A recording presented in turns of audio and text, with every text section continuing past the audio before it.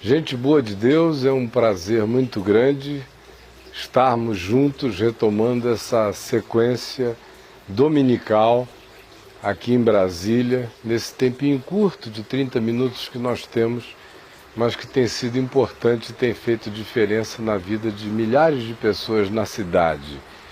Sem falar naquelas outras, num número muito maior, que assistem tanto através do nosso canal na internet, no www.vemvtv.com.br, gente que assiste na terra toda, como também aqueles que assistem a reprodução desse programa em outras estações do Brasil. A vocês todos, que sejam gente boa de Deus, graça e paz da parte de Deus, nosso Pai, e do nosso Senhor Jesus Cristo. Eu quero ler um texto que está no Evangelho de Lucas, no capítulo 21. A sequência do texto, que começa no verso 7 e vai até o 36, ela não segue uma ordem cronológica. A cronologia a gente descobre através das conexões que há entre as diversas afirmações. Por isso, eu não me darei ao trabalho de ler na sequência que está escrito, mas lerei exclusivamente na sequência do que está dito, na cronologia que está insinuada no Evangelho, conforme as narrativas acerca dos últimos dias. Olhe só o que se diz. Primeiro, perguntaram a Jesus sobre Jerusalém, o Templo de Jerusalém. Isso foi no primeiro século. Com relação a essa pergunta, ele responde no verso 20. Quando, porém, virdes Jerusalém sitiada de exércitos, sabei que está próxima a sua devastação. Isso aconteceu no ano 70 da nossa era, quando Jerusalém foi destruída, portanto, há quase 2000 anos atrás. Então, naquele tempo, os que estiverem na Judéia fujam para os montes. E foi exatamente assim que os que sobreviveram no ano 70, quando o general Tito cercou Jerusalém e a tomou, os que escaparam foram os que obedeceram isso aqui, saíram da Judéia, fugiram para os montes. Os que se encontram dentro da cidade de Jerusalém, retirem-se enquanto for tempo, porque se ficar lá dentro não vai sobreviver ninguém. E os que estiverem nos campos não voltem para a cidade. Exatamente isso que os que sobreviveram fizeram, lembrando-se das palavras de Jesus no ano 70. Quem está dizendo isso não sou eu por ilações históricas, mas por factualidade histórica de historiadores sérios. Porque nestes dias, ou porque aqueles dias, são dias de vingança, para se cumprir tudo que está escrito acerca da recalcitrância, da dureza, do empedernimento de Israel em relação ao que Deus falava pelos profetas. A dureza do coração deles quanto a não se converterem à verdade foi o que chamou sobre eles essas consequências todas aqui. E aí Jesus prossegue, falando ainda do que aconteceu no ano 70 da nossa era. Ai das que estiverem grávidas e das que amamentarem naqueles dias, porque haverá grande aflição na terra e ira contra este povo de Israel. Cairão ao fio da espada, como aconteceu, e serão levados cativos para todas as nações, como aconteceu durante quase 2000 anos, até 1948, quando eles retornaram para a terra dos seus pais, para a terra de Israel, e conheceram a ira dos povos. Aonde foram perseguidos. E o clímax caricato dessa perversidade é o chamado Holocausto, deflagrado por Hitler, pelos nazistas, com 6 milhões de judeus mortos só naquele acontecimento, naquele advento satânico no planeta, em pleno século XX. E eles foram então, desde a destruição de Jerusalém, objeto dessa ira, dessa aflição, dessa perseguição, e Jesus conclui. E até que esse tempo, essa era, esse aeon, dedicado aos povos do mundo, chamados de os gentios, até que esse tempo se complete, Jerusalém será pisada por eles. Haverá presença ambígua, ambivalente, guerreira, terrorista, conflituosa, angustiosa. O pessoal vai dizer shalom, shalom, desejando paz, mas não haverá paz. Aí Jesus prossegue, e a gente tem que vir agora para o verso 9 do capítulo 21, para percebermos a sequência histórica. Porque Jesus está dizendo, antes disso, porém, acontecerão essas coisas, depois dessas coisas acontecerão essas, antes, porém, de todas essas, acontecerão essas. Então você tem que ler, levando em consideração esses antes e depois, que remetem você para uma cronologia que não está em sequência aqui.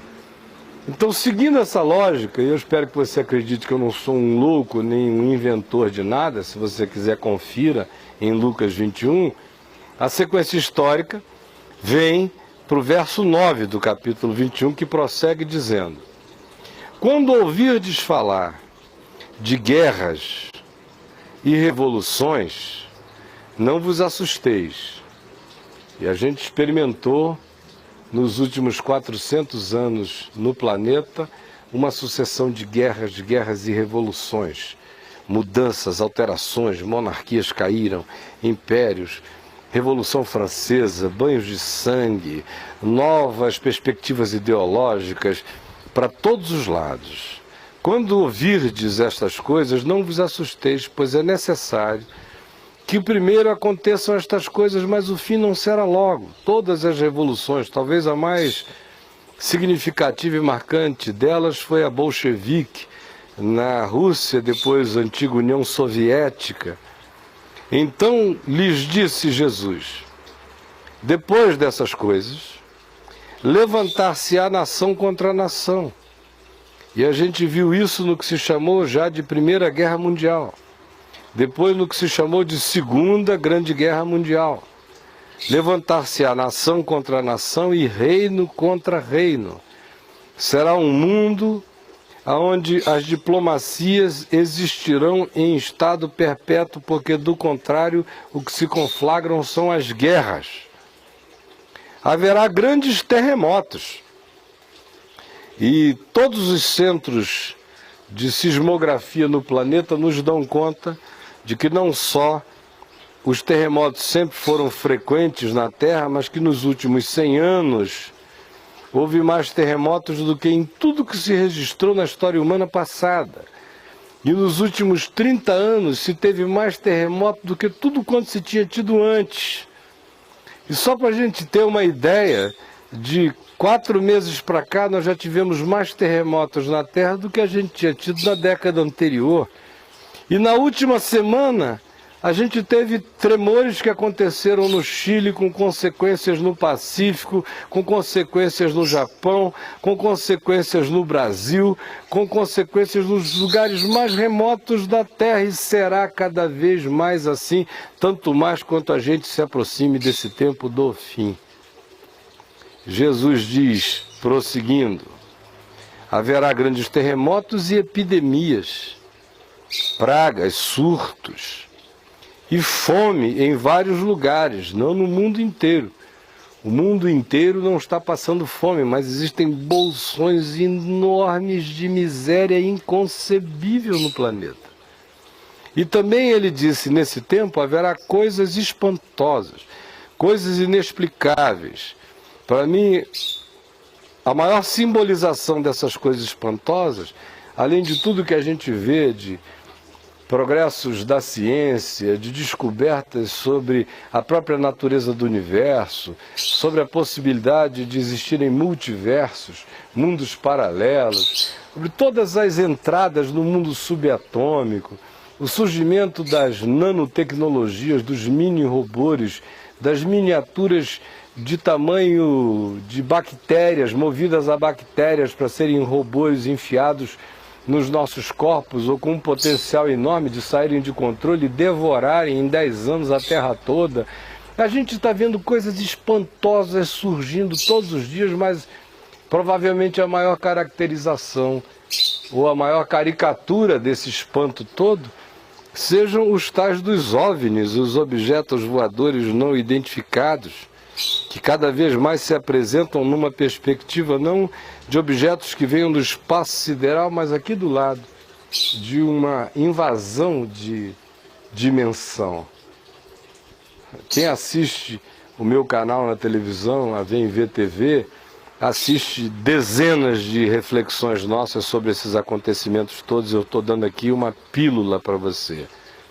Mas Jesus disse, nesse tempo haverá coisas inexplicáveis, fenômenos espantosos e também grandes sinais do céu, convulsão no cosmos, perigos vindos do espaço sideral, o mundo numa certa perplexidade em relação ao que pode vir, com subteza e com poderes maiores do que as nossas defesas vindo do céu. Alguém tem dúvida de que esse é um tema recorrente em todas as ficções científicas e hoje em todas as ciências que já não são ficcionais, são já praticamente factuais no que avaliam, no que analisam, no que dizem, no que propõem? Antes, porém, de todas essas coisas, eles lançarão mão de vós. Aí ele dá aquela volta lá para trás, para o período apostólico, mas a sequência na cronologia histórica é: e também haverá grandes sinais do céu. Aí a gente pula para o verso 25 na sequência: haverá sinais no sol, e hoje a ciência está alarmada com as perspectivas do que possa estar acontecendo ao sol mesmo. Na lua, e daqui a pouco a lua vai se transformar em sangue. Tem argentino querendo ir para a guerra com inglês e inglês com argentino por causa de petróleo nas Malvinas. Semana passada eles descobriram uma reserva poderosa de água na Lua. Já imaginaram? Quando as nações da Terra com falta d'água no planeta resolverem brigar pela Lua, vai se cumprir o que o profeta Joel disse, que a Lua vai se transformar em sangue. Logo, logo a gente, na nossa alma endiabrada e na nossa volúpia incontrolável, vamos estar guerreando pela posse da Lua. Haverá sinais no Sol, na Lua e nas estrelas, nos fluxos dos meteoros, nas agressões caindo sobre a Terra, vindas do espaço, conforme nos diz o livro do Apocalipse. Enquanto isso, diz Jesus, sobre a Terra, aqui no planeta, o que estará havendo? Angústia entre as nações, por causa do bramido do mar e das ondas. Parece que você está lendo o New York Times, o Globo, a Folha, o Estadão, qualquer notícia do Jornal do Dia. Está aqui dito por Jesus, há 2000 anos, os homens nesse tempo, entre todas as nações, vai ser uma questão nacional, mundial, global, estarão tomados por uma questão climática relacionada à perplexidade relacionada aos mares e às ondas. Essa semana a gente foi informado de que um iceberg 2 vezes maior do que a cidade do Rio de Janeiro se desprendeu do Polo Norte e está viajando pelo oceano com perspectiva de alterar mais dramaticamente ainda as correntes, os climas e os fenômenos climáticos no planeta todo. Ontem eu vi aqui no Brasil, no Nordeste, cenas de pânico em todo o litoral, porque as ondas estão deixando os seus termos, estão atravessando as fronteiras marcadas pela natureza há séculos, invadindo e cada vez invadirão mais, numa velocidade que a ciência não está prevendo e os políticos não querem admitir. Mas isso se tornará mais grave do que a gravidade, com uma rapidez impensável, e os homens estarão em estado de perplexidade por causa do bramido do mar e das ondas. Haverá homens que entrarão e sofrerão de síndrome do pânico, em grande quantidade, que desmaiarão. Faltará o fôlego, haverá vertigem, o estresse e a síndrome do pânico se universalizarão tanto que as pessoas desmaiarão de angústia. A gente já vê gente desmaiando de desespero, de angústia, de falta de opção, de abandono cósmico, de pânico em relação à sua orfandade universal e à falta de sentido para a vida e de segurança na terra, no céu, no mar, no ar, em qualquer dimensão. Assim estarão os homens, desmaiando de terror pela expectativa das coisas que sobrevirão ao mundo. Pensar no futuro gerará pânico e desmaio. Haverá aqueles, como já há, que não querem nem pensar no assunto, se alienam, se embriagam, se embebedam, evadem-se da realidade, fazem tudo para pensar que a vida é uma boate, é uma brincadeira, é só um aqui e agora, porque não conseguem ter nem mente para considerar as implicações do que já está acontecendo. Quem considera desmaia de angústia, sofre de síndrome do pânico, vai surtando. E há aqueles que se evadem, que se alienam, justamente para não terem que lidar com os fatos. Mas o fato, quer você queira admitir ou não, é um só. Chegou a hora, cada vez mais, me escute, isso é palavra de Jesus. Não é profeciazinha do Nostradamus, é palavra eterna, daquele que disse: passará o céu e a terra, as minhas palavras, porém, não passarão. Então, preste toda atenção no que está sendo dito, porque é assim que é e é assim que será. Os homens desmaiarão de terror pela expectativa das coisas que sobrevirão ao mundo, pois haverá uma desconstrução global. Os poderes hoje sinergeticamente conectados em harmonia no universo sofrerão uma desconstrução, eles serão abalados. Haverá uma geração que assistirá toda a ordem cósmica a entrar num processo de falência e de desconstrutividade sistêmica, e, portanto, avassaladora do ponto de vista exponencial na sua capacidade de se ir desconstruindo ante os nossos olhos. Alguém tem dúvida de que esse tempo é o tempo que a gente vive? Com acréscimos muito maiores que o livro do Apocalipse teria a fazer, a fenomenologia de modo básico aqui descrita por Jesus. E ele prossegue dizendo: então, depois de toda essa loucura, que a gente só botou o pezinho nela, ela ainda vai piorar enormemente, não tenha dúvida disso.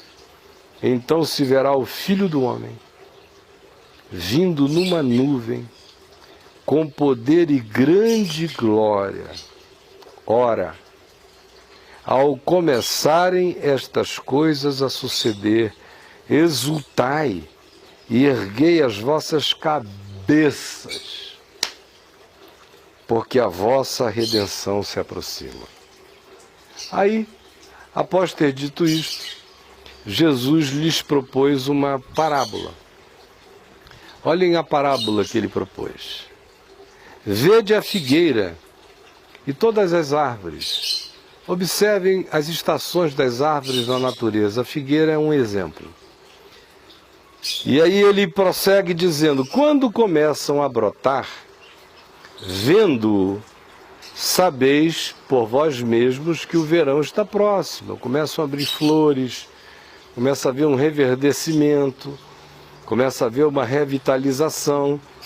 Você sabe, pela própria sinalização dos vegetais, que o verão está chegando, que a estação está mudando. Quem tem sensibilidade avalia a chegada do tempo, no caso aqui do verão ou da estação, pela resposta natural que as plantas dão à chegada daquele tempo. Assim também, Jesus disse, quando virdes os aparecimentos, os frutos, os sinais, quando virdes estas coisas aparecendo, sabei que está próximo o reino de Deus, que a estação da virada está chegando. Em verdade vos digo que não passará esta geração, a geração que conseguir ver todas essas coisas ganhando sua concreção final. Não os seus arremedos, mas as suas concreções. Não as suas caricaturas, mas as suas realizações finais.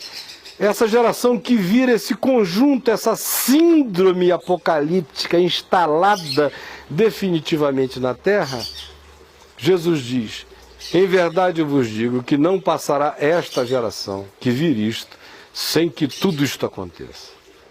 Passará o céu e a terra, porém as minhas palavras não passarão.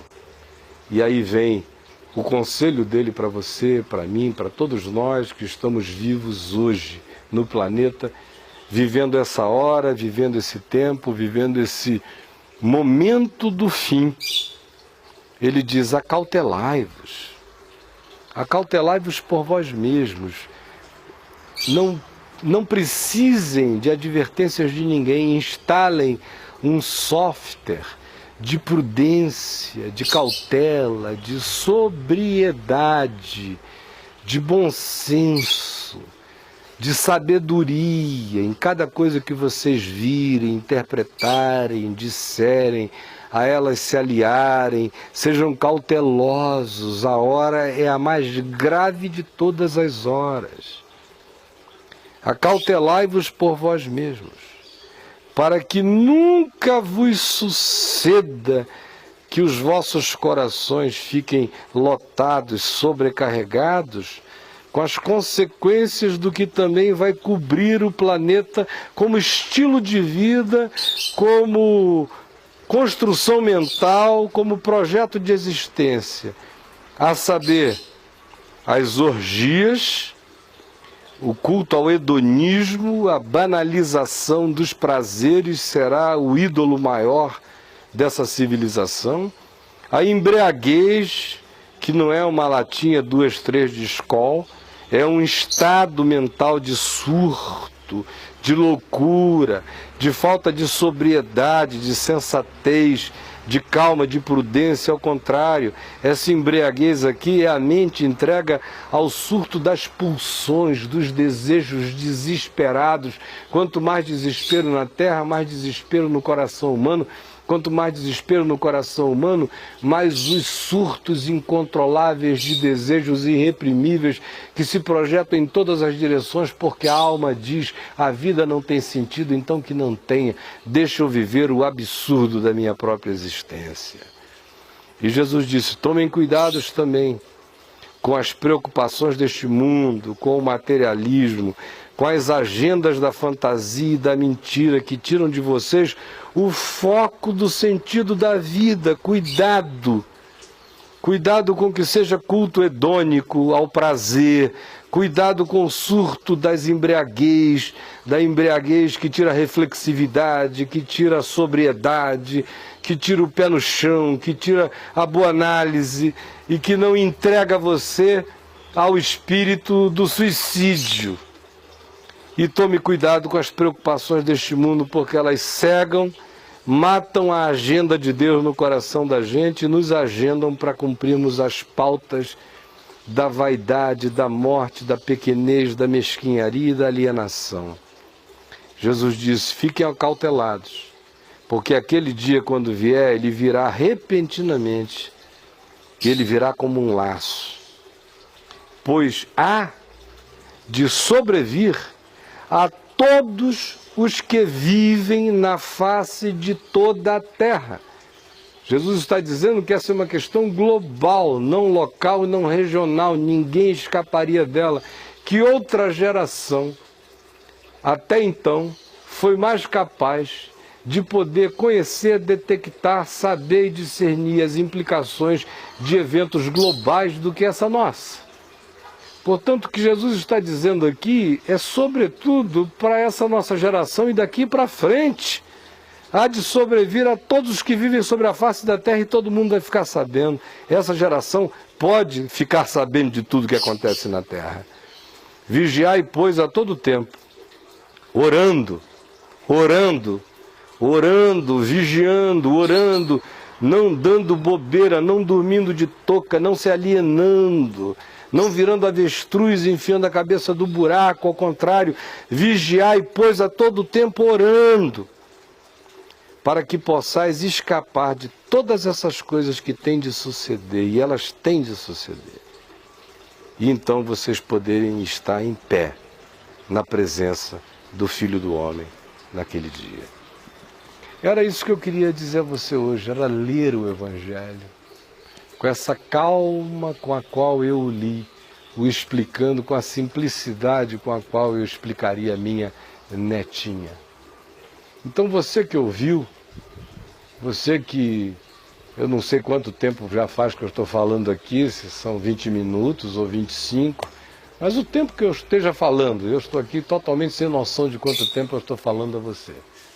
Mas você que está me ouvindo, guarde no coração essas palavras, porque elas não são minhas. Eu tenho certeza absoluta que eu preguei Jesus a você e preguei o que Jesus pregou aos demais. De modo que a minha consciência está absolutamente limpa, leve e tranquila, de que eu não agreguei palavra nenhuma minha ao sentido esmagador do Evangelho, fazendo o diagnóstico da história humana e dizendo: quem viver para atender a essas demandas da história vai ser levado de roldão pelos acontecimentos. A salvação está em manter a mente em Jesus, no Evangelho, em não se curvar e não se dobrar às imposições dos tempos, a não aceitar a tirania do medo, do pânico, da angústia, a não achar que os homens, as circunstâncias, a natureza ou a fenomenologia cósmica que tem a última palavra sobre a nossa existência. Porque quem tem a última palavra sobre a minha vida e a sua vida é Jesus. E, meu querido, ele diz: eis que eu cedo venho e retribuirei a cada um segundo as suas obras. Nós estamos terminando aqui, apenas agora eu fui informado que só falta 1 minuto. Por isso, veja, leia o que apareceu aí o tempo todo sobre o meu site. Atualmente nós estamos usando o endereço www.caiofabiofilho.com, ou vá lá na VemVer TV, www.vemvertv.com.br, e você assiste a gente 24 horas por dia. Só convidando você para hoje à noite no Teatro La Salle, às 18 horas, você viu o endereço 906 Sul, todo domingo. Venha, venha, venha, venha, meu irmãozinho. Esse é o meu convite a você. Que o Senhor abençoe a todos nós e nos guarde e conserve a nossa mente firme em Jesus e no Evangelho. Tchau, tchau.